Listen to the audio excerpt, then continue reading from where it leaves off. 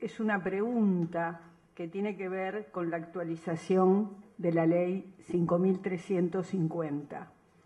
Una ley que, como hemos escuchado a lo largo de la tarde y en el día de ayer, puede enorgullecernos a todos los uruguayos porque fue primera en el mundo en su estilo y porque dio después el inicio de una catarata de normas que en materia de derecho laboral la siguieron, como la ley de descanso, la ley de seguridad social, que tuvieron que ver con un periodo que tenía un gran impulso social. También con algo que tendríamos que reparar, que es la importancia que tiene el trabajo en nuestra Constitución, que está reconocido con una protección especial y es el único derecho que lleva ese reconocimiento en nuestra Constitución entre todos los derechos que a nivel de los derechos humanos registra. Es, por lo tanto, un tema que realmente despierta, como hemos visto, muchísimo interés, fundamentalmente por el arraigo que tiene en la vida de las personas y que, bueno, que nos plantea desde la pregunta que nos hacemos un desafío, una instancia de futuro, el hecho de verla que permanece siempre vigente, y eso la hace muy interesante, y vimos cómo en una mesa anterior que pensábamos que iba a estar vinculado a la historia, también nos trajeron la oportunidad de darnos una reflexión, de focalizarse en los aspectos que tenían que ver tanto desde la historia como desde la sociología, desde el derecho y hasta desde el mundo cotidiano, aplicado a la significación que tiene el tiempo de trabajo. Para mí realmente es un honor, fundamentalmente por lo que se conmemora hoy acá, que no es meramente el aniversario de una ley, sino tiene que ver con una idea y una concepción que surgió a principios de siglo y que esa concepción ha imbuido el derecho del trabajo uruguayo. Y que es una concepción que tiene de distintas vertientes. Hoy acá se habló de la vertiente vallista, hay una vertiente socialista, fundamentalmente el socialismo jurídico, y hay una vertiente social cristiana o del catolicismo cristiano. Yo quisiera, previamente, además de estos agradecimientos, hacer dos homenajes, o pretendidamente hacer dos homenajes. Uno, saludar a los compañeros de la Inspección de Trabajo. Si bien es la institución lo que cumple 100 años, pero esa tarea que se hace ya en nuestro país y que indudablemente lo han hecho con vocación, con dedicación, con un sentido de proyección social.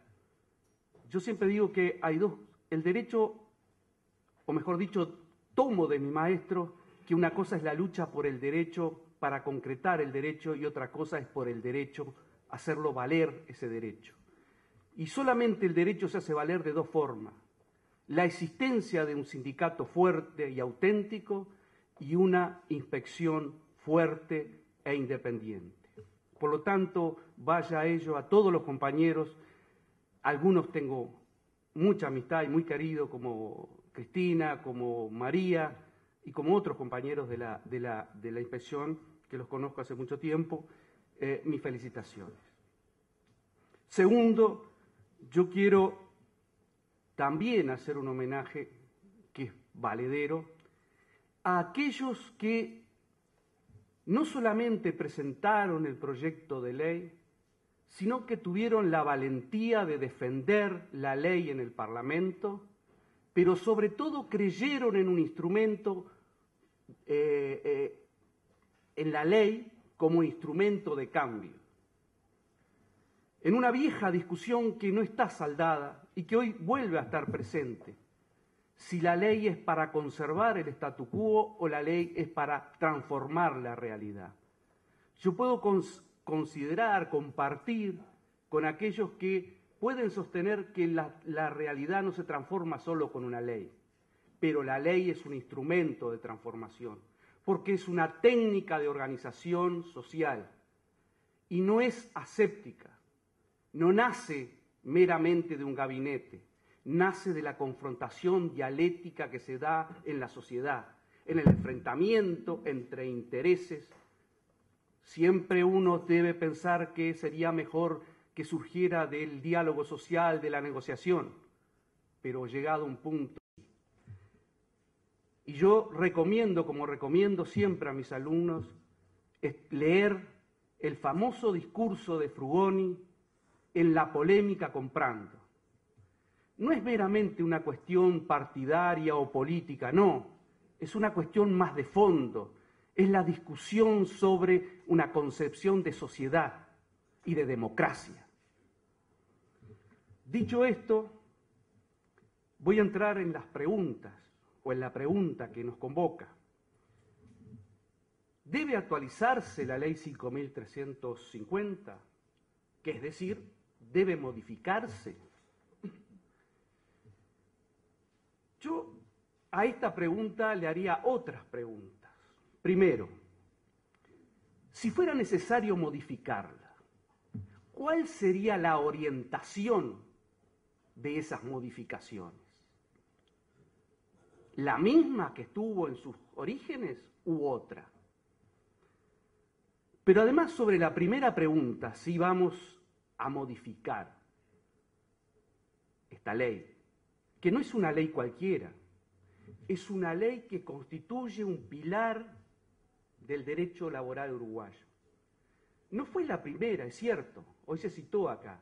Hubo una ley de protección del salario, una ley que tenía que ver con las diligencias que debe realizar el empleador para proteger la salud del trabajador en la empresa, pero esta ley es un hito que surgió por fruto de la lucha y fruto de la lucha ideológica. Y esa ley fue la primera ley, sí, netamente de carácter protector. No fue una ley imparcial, fue una ley claramente parcial. Se definió por la parte más débil en la relación de trabajo. Y ese principio va a ser reconocido en la Constitución del 34, cuando establece que la legislación, que el trabajo está bajo especial protección de la ley. Por lo tanto, no hablamos de modificar cualquier ley, hablamos de modificar un pilar central. Entonces yo me pregunto, en estos tiempos de cambio, 100 años son muchos, las transformaciones de la sociedad han sido muchas, del mundo. Hay hoy una transformación permanente tecnológica, además. Si nosotros deberíamos encarar una reforma legislativa solamente pensando en una ley de hace 100 años, o deberíamos encarar una reforma de las normas laborales que rigen las relaciones laborales individuales. No estoy hablando de lo colectivo, estoy hablando de lo individual. Eso implica pensar si vamos a seguir existiendo o teniendo un régimen laboral asistemático, fragmentario, o debemos pensar en una ley de carácter general que regule todos los aspectos de las relaciones individuales de trabajo. Porque cuando hablamos de jornada, hablamos de salario, hablamos de salud, hablamos de descanso y de otros aspectos que te hacen a las condiciones de trabajo. Pero bien, si ese no fuera el camino, porque de pronto es una empresa inviable políticamente, o no hay interés, o no hay fuerza, ¿cuál debería ser el camino? Yo creo que igualmente, si vamos a reformar la ley 5.350, deberíamos darle, si solamente nos vamos a limitar a la jornada, a la duración del trabajo, deberíamos igualmente entrar en una reforma un poquito más amplia. No es posible solamente regular la limitación de la duración de trabajo, sino contemplamos también el tema de los descansos. El descanso dentro de la jornada, el descanso entre jornadas, los descansos semanales y las vacaciones anuales. pero sobre todo eliminar algunos decretos como el 55, un decreto ignominioso que todavía sigue vigente, que desvirtuó el descanso intermedio, el régimen de descanso intermedio. No, el descanso intermedio no es al principio ni al final, es a mitad de la jornada, si no, no tiene sentido. En cuanto a la segunda interrogante, si vamos a un cambio, ¿cuáles serían las claves de ese cambio? ¿Cuáles serían las líneas que orientarían esas modificaciones? Yo en lo particular, y acá aprovecho para señalar que estoy acá a título personal, más allá de mi vinculación con el PIT-CNT, no estoy transmitiendo la posición del PIT-CNT.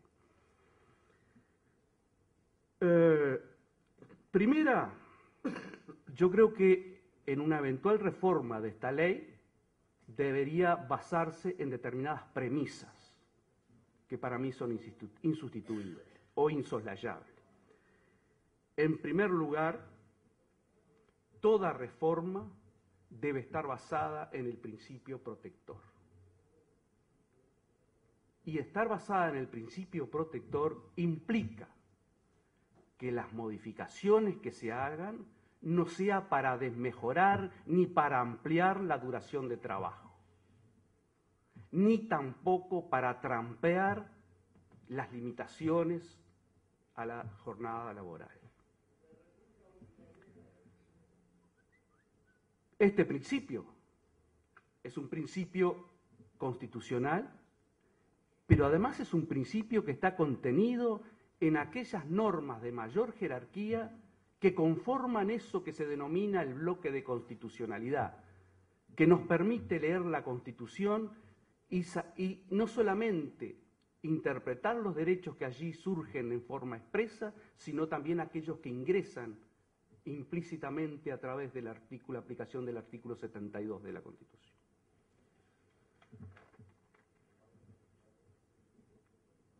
El segundo término, esa reforma no puede implicar ni un incremento en la carga horaria o una flexibilidad tal que haga fútil cualquier mecanismo de protección. Ello no quiere decir que no se pueda pensar en algunas soluciones no rígidas para determinadas actividades, siempre y cuando se respeten los límites. Cuarto, allí podemos hablar cuáles son los mecanismos para hacer esa transformación. Podemos elegir el camino de la negociación colectiva, del diálogo. Sería preferible. Pero eso no puede convertirse en un obstáculo si queremos hacer los cambios, si tenemos claro cuáles son los cambios que queremos hacer. Si no es posible el acuerdo, quedará la ley. Y la ley lo da la legitimidad de las mayorías que representan al pueblo. Y por último, un tema que no es menos álgido y menos problemático, que tiene que ver con el sinceramiento que debemos tener en cuanto a las horas extraordinarias. No puede ser que empresas, tanto públicas como privadas, dependan de las horas extra para el cumplimiento.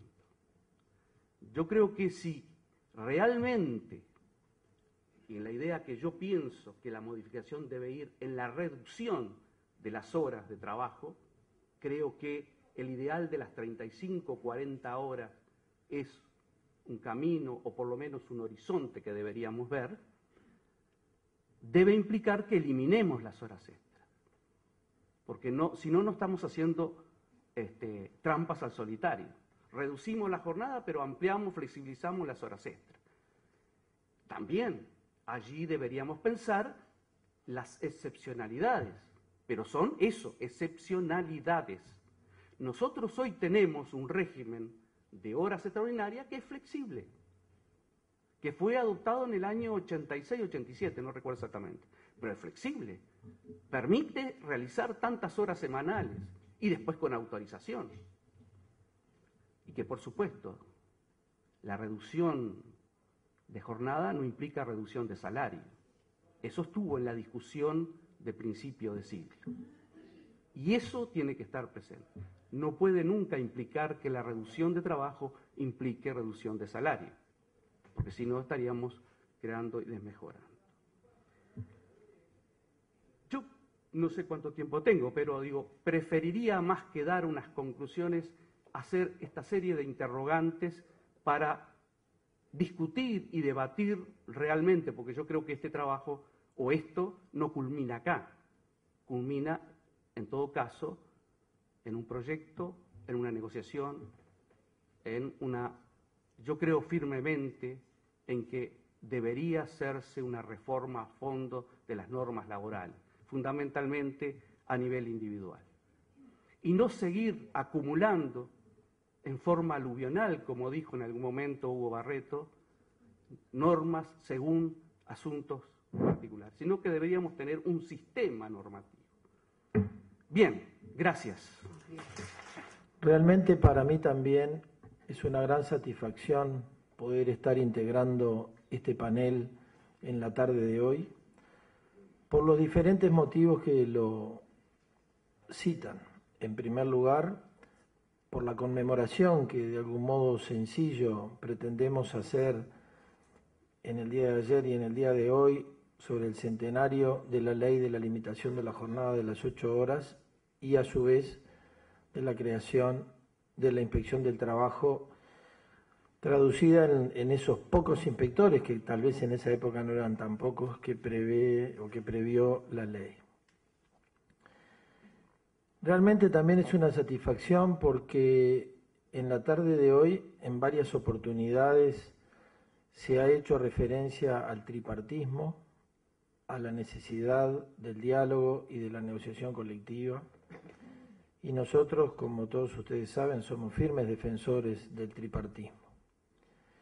Y la integración de esta mesa, en alguna medida, también así lo demuestra. Los tres representantes que estamos aquí, que en realidad no es que estemos aquí como representantes, porque como lo aclaró Héctor, hoy hemos venido a título personal, pero en realidad los tres representamos a los tres sectores que integran el Consejo Superior Tripartito e integramos los tres el Consejo Superior Tripartito. Así que además de otras cosas que nos pueden unir, como en alguna medida la docencia o el deporte o la pasión por la negociación colectiva, también nos une ese aspecto que para lo que hoy estamos conmemorando no deja de ser menor, por lo menos en lo que hace a mi visión.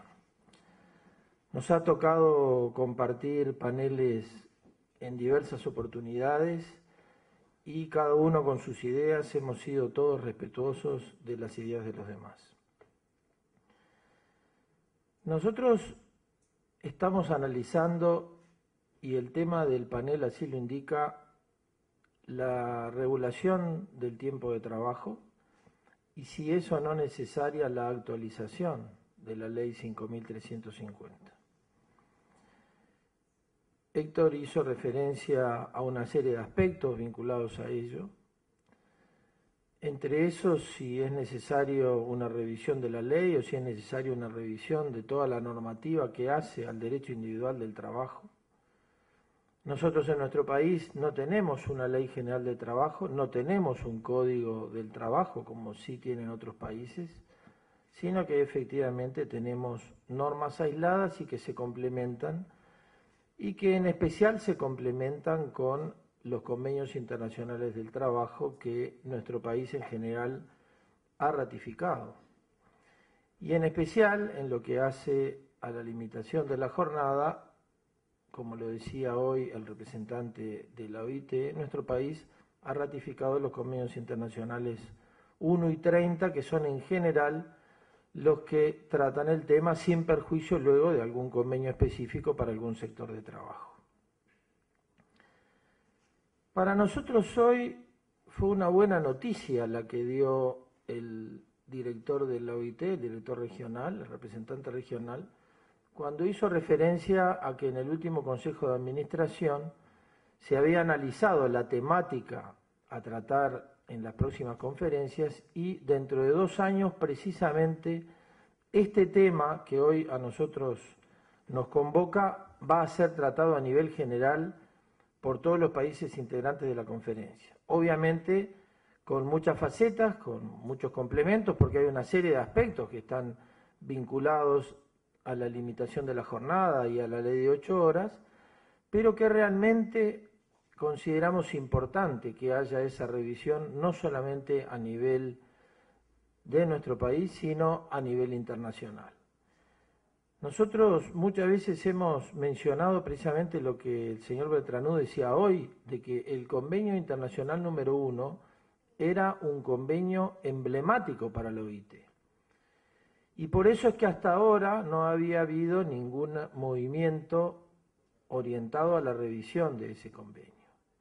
Sin embargo, nosotros hemos visto y somos testigos en la realidad de muchos países en los que el Convenio Internacional de Trabajo es una referencia importante, el número 1, pero a veces también es una especie de saludo a la bandera, porque las transformaciones del mundo del trabajo han llevado en diferentes sectores de actividad a tener que adecuar la normativa del convenio.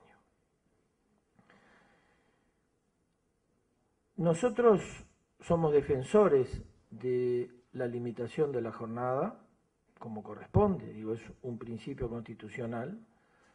Somos defensores de la limitación de la jornada de 8 horas, pero también consideramos que hay veces que el tiempo de trabajo es necesario regularlo de algún modo un poco distinto. Ya en el país, desde la aprobación del decreto reglamentario de los convenios internacionales números 1 y 30, el decreto de octubre de 1957, se preveían distintos regímenes de trabajo que en alguna medida apuntaban a la posibilidad de hacer una distribución de la jornada que permitiera, en función de las necesidades y de las posibilidades de los trabajadores, organizar algún sistema un poco diferente. En ese sentido, el decreto del 57, aparte del sistema de la jornada diagramada que prevé la distribución del 6º día en el resto de las jornadas, también hace referencia a el trabajo en los ciclos de 3 semanas y alguna otra variación. ¿Esto qué quiere decir? Que es muy importante tener en cuenta la situación de las empresas y también la situación de los trabajadores. Y muchas veces por razones de vecindad o por razones de poder conseguir trabajo en localidades no cercanas a los domicilios, los trabajadores les resulta más conveniente tener mayor cantidad de días de descanso, aunque en la jornada se pueda trabajar un poco más de 8 horas. Obviamente que en todo esto hay que tener en cuenta, como se señalaba aquí, la protección de la salud del trabajador, el evitar incurrir en riesgos de trabajo, de accidentes de trabajo innecesarios y en fatigas y controlar aquellas fatigas que de algún modo puedan ocasionar resultados o efectos perjudiciales para la salud de los trabajadores. Esto es fundamental, que hay que cuidarlo, y entonces es muy importante allí ver el equilibrio, y para eso nosotros consideramos que el mejor instrumento es precisamente la negociación colectiva, donde está el control de las organizaciones sindicales y donde están representados todas las partes para poder ver realmente cuál es el equilibrio y hasta dónde se puede llegar al momento de definir cuál debe ser la duración específica de la jornada de trabajo.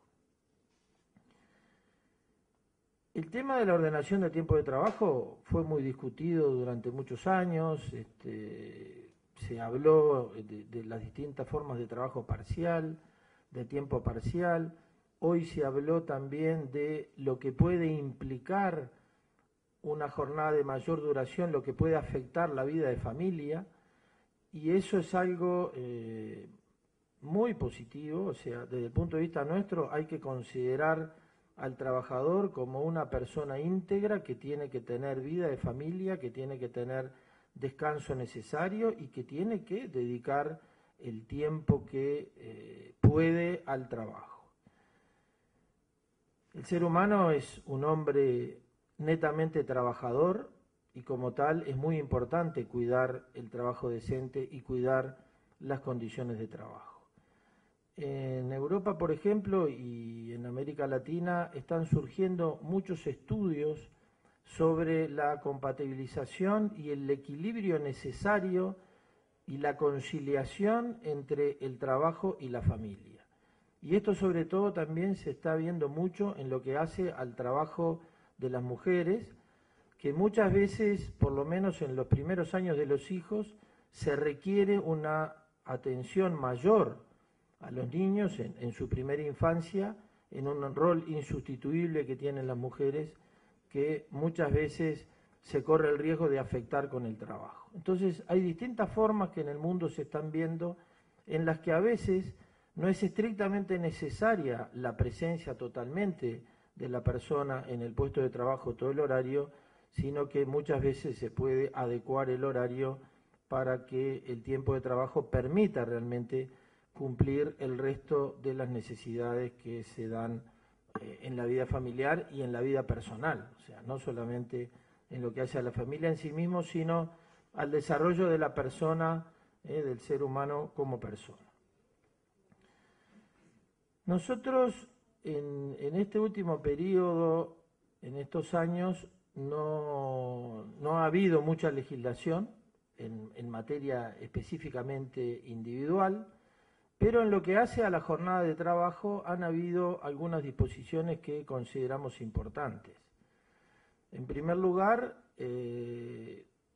vinculado con los traslados, o sea, con los trabajadores que se domicilian en lugares alejados de la zona de trabajo, se modificó el año pasado con el decreto 535 del 14, el artículo 9 del decreto de 1957, donde se regula los traslados y la duración de los traslados. Y es muy importante destacar que en la elaboración de esa norma, porque hoy comentaba Héctor la importancia de que en la regulación legislativa exista y se dé la participación tripartita de los actores sociales, sin perjuicio de que luego el rol, en definitiva, lo tienen los legisladores cuando aprueban las leyes. Pero o el gobierno o el Poder Ejecutivo en lo que hace a la reglamentación de las leyes. Pero en el caso específico de ese decreto es muy importante destacar que hubo un consenso a nivel del Consejo Superior Tripartito en la redacción del decreto. Hubo un consenso en precisar en la redacción de ese decreto varios aspectos que en la interpretación generaban distintas dudas y que esas dudas apuntaban también luego a tener que ser resueltas en la vía de la jurisprudencia, en la vía judicial, y muchas veces las soluciones que se podían lograr no eran satisfactorias ni para los trabajadores ni para las empresas. Y una de las cosas que prevé, y ya me marcaron que me quedan muy pocos minutos, lamentablemente cuando uno comienza a hablar sobre estos temas se empieza a extender, y bueno, pero hay que respetar el tiempo. Pero una de las cosas que precisamente prevé ese decreto es que a los efectos de regular el traslado y qué tipo de compensación puede haber para el exceso que implique la hora de duración, como preveía el decreto anterior, el exceso de la hora de duración en el trayecto de ida o de vuelta, prevé que la solución a eso se dé a través de la negociación colectiva. Y para nosotros eso es muy importante y creemos que todas las partes debemos respetar en ese sentido, y hay que ver, ahí tenemos también un debe seguramente en el deber normativo que señalaba Sapirain en cuanto a que probablemente debamos establecer de algún modo cuáles pueden ser las limitaciones para la negociación colectiva. De modo que en aquellos casos en que realmente la voluntad de los trabajadores se vea puesta de manifiesto en forma colectiva por una organización sindical y la voluntad de los empleadores a través de una cámara empresarial o de una empresa, que se den las garantías suficientes, bueno, que esa definición o esa solución que se logre en ese ámbito luego pueda ser respetada y aplicada en los diferentes ámbitos. Y de ese modo le quitaríamos un problema, un gran problema al Poder Judicial, que muchas veces no sabe bien qué solución aplicar y que muchas veces en función de la integración del tribunal correspondiente tenemos una solución u otra. Yo agradezco sinceramente al Ministerio de Trabajo por la posibilidad de haber participado en este evento. Ya tuve oportunidad también de intervenir en un evento que fue en el propio Ministerio y realmente quiero destacar que la labor y el trabajo que normalmente hacemos desde las empresas y desde las cámaras empresariales con la inspección del trabajo es muy fructífera y que vemos en los inspectores de trabajo y en general en la dirección de la inspección la colaboración necesaria para mantener el equilibrio que el actual inspector general señalaba en lo que hace a la situación de las empresas y de los trabajadores, pero siempre apuntando al fiel cumplimiento de la normativa y al respeto de los derechos de todos. Muchas gracias. Le voy a ahorrar de verdad. Yo estimo, a mí me gustaría que nosotros podamos buscar algún recurso económico, tal vez como quedó la delegada de la OIT entre nosotros, después le vamos a manguear, que pueda imprimir, poder editar las intervenciones, las propuestas que nos permitan para el debate. Entonces, mi propuesta orgánica de DINATRA, como hombre de DINATRA, como parte del equipo de la dirección de trabajo, está escrita. Ahora, ustedes saben que yo caliento el pico y que me gusta hablar y decir cosas y no repetir como un loro, porque además la mayoría de las cosas me parece que se fueron repitiendo, porque no hay mucho que inventar. La ley es tan corta, es tan breve, tiene 100 años, la recontra manejamos para arriba y para abajo como un chicle, y el problema que tenemos instalado hoy es que tendríamos que preguntarnos, ¿cambió o no cambió algo en el mundo en 100 años? Todo quedó estático, igual que la ley, no pasó más nada en el mundo. A ver, ninguno de los que estamos acá tenemos todavía 100 años, y hemos visto pasar a lo largo de nuestra vida otras épocas. ¿No? Otro Uruguay. Y hemos visto los avances notorios que ha generado, que ha producido el hombre, el ser humano, el hombre y la mujer, genéricamente hablando.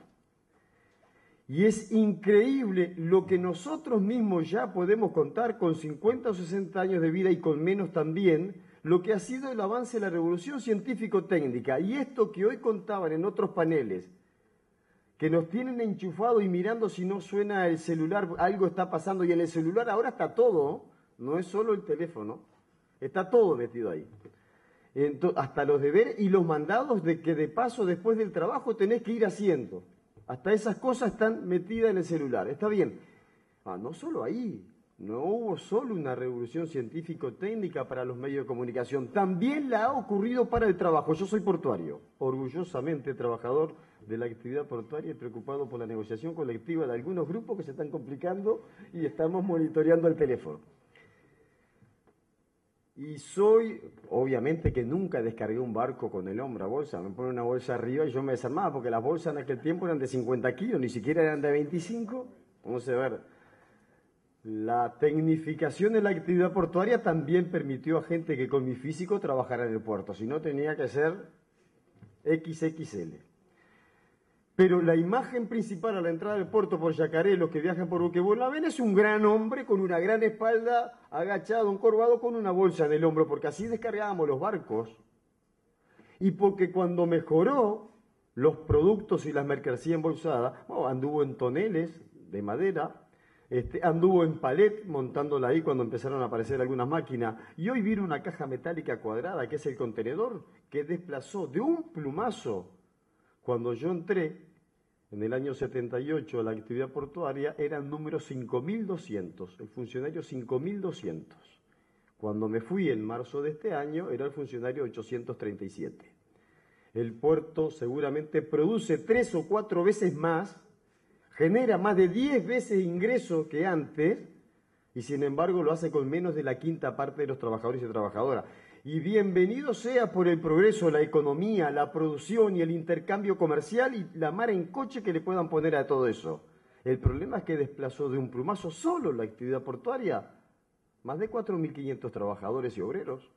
Y eso en una rama de la actividad. Cuenten la de ustedes, o la más cercana a ustedes, la del hogar, de su familia, la de su compañero o compañera, la de su papá o la de su mamá. ¿Cuántos carpintería de decenas y centenares de carpinteros teníamos adentro? Encuentren una de esas características ahora, o talleres mecánicos grandes alrededor del puerto para actividad portuaria. Pero mire, se van a aburrir. ¿Saben qué? Hasta en los medios de comunicación. Ya no discutimos plantillas laborales de los grandes periódicos de nuestro país con centenares de trabajadores adentro. Lo estamos discutiendo apenas con alguna decena salen los principales diarios de tiraje en nuestro país. Ya ningún diario tiene más fotógrafo. Ahora son todos freelance. Sacan fotos, la cuelgan y solamente si te la levantan te van a pagar. A ver, este es el mundo que nos está tocando vivir. No es el que me gusta, es el que me toca vivir. Y o repetimos como loro lo que ya sabemos de 100 años, o empezamos a buscarle respuesta para lo que tenemos que dejar. Nosotros no venimos de tránsito solamente a ganarnos un jornal o a rellenar un lugar vacío que había en esta actividad. Hay que buscar el debate. Lo decía Fraschini, lo dijo con otras palabras también Sapirain.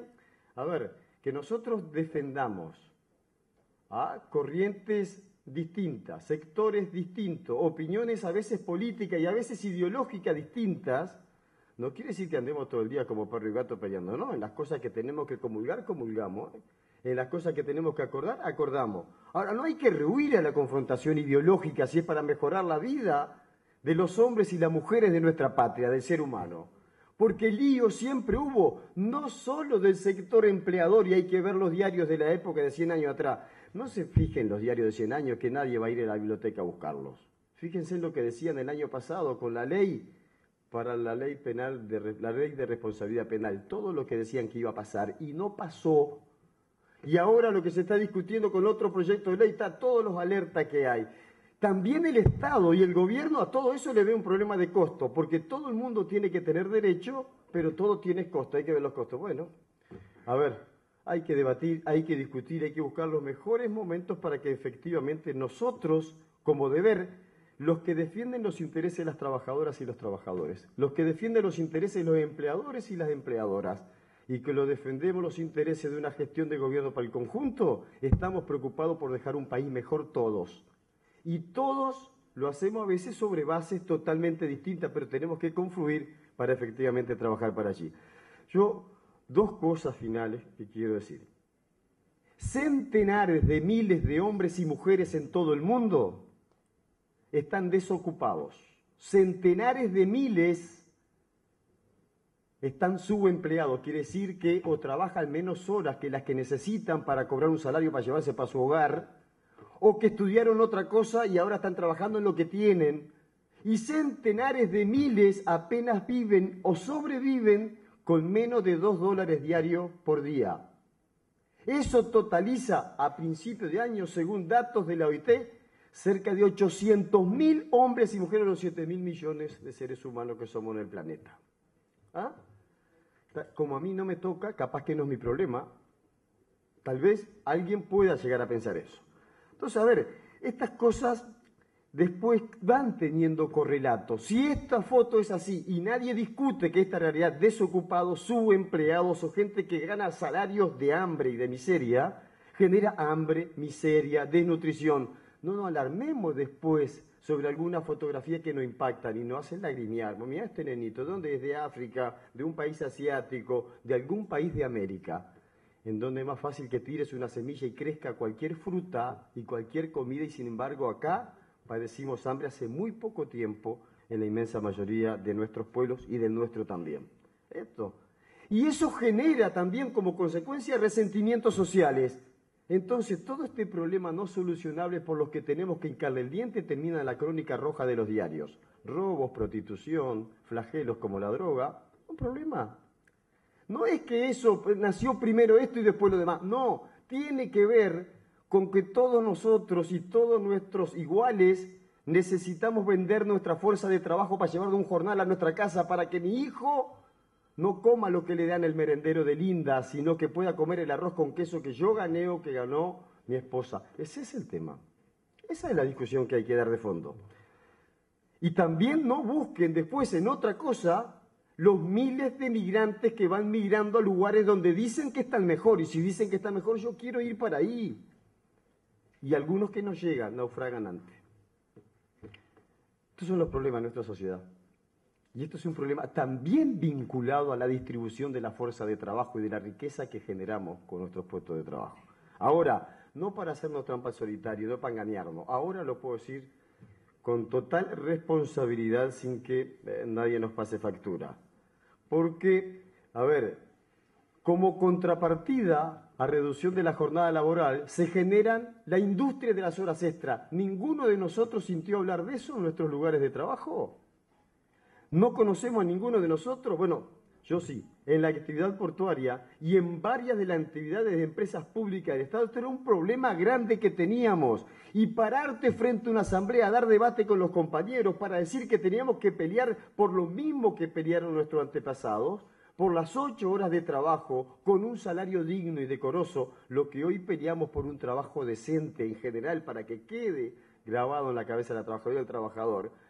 A veces te comprabas un enemigo porque se había acostumbrado a vivir con el jornal requerido por un promedio de no menos de 3 y 4 horas diarias extras que llegaban al centenar de horas mensuales fuera de su hogar. Llegaban a decirte que después no sabían lo que hacer en la casa si volvían más temprano. Hasta eso porque peleábamos por reducir la jornada laboral sin la reducción del salario. En el Estado, compañeras y compañeros, yo me lo decían desde antes, ahora lo sufro desde adentro, lo sufro de adentro. En el Estado todavía quedan trabajadoras y trabajadores, funcionarios y funcionarias, hay de todos los colores, de 6 horas, de 6 horas 30, 6 horas 45, 7 horas, 7 horas 15, 7 horas 45 y 8 horas.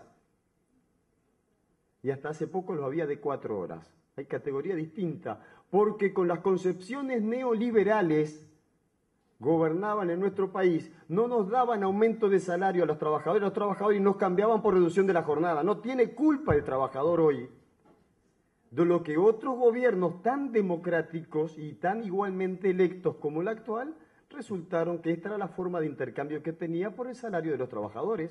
Esto es así. Pero sucede, no hay que buscar o indagar en los libros. A la vuelta de la esquina, en cada lugar, no sucede esto. Hay sectores de trabajadores que han avanzado más y que ya han logrado hace algunos años la reducción de la jornada laboral. Tienen otro problema. Doble empleo de casi todas esas trabajadoras y trabajadores y un ausentismo laboral de lo más alto porque ahora eligen al lugar que me sale más barato faltar. Bueno, entonces no. Entonces cuando nosotros decimos, ¿hay que discutir este tema o no hay que discutir? Invítenme, yo quiero debatir este tema. Yo creo que tenemos las condiciones en Uruguay, como lo dijo Juan José, como lo dijo Héctor, para efectivamente, con las herramientas democráticas que entre todos hemos construido, la ley de negociación colectiva, en el marco de los consejos de salarios o el diálogo social instalado hoy, este es un tema que nos invita a debatir, a discutir con mucha fraternidad, pero también con mucha sinceridad y firmeza para dejar a quienes recobren nuestra herencia después una propuesta de cómo creíamos que debía ser la distribución de la fuerza de trabajo. Muchas gracias.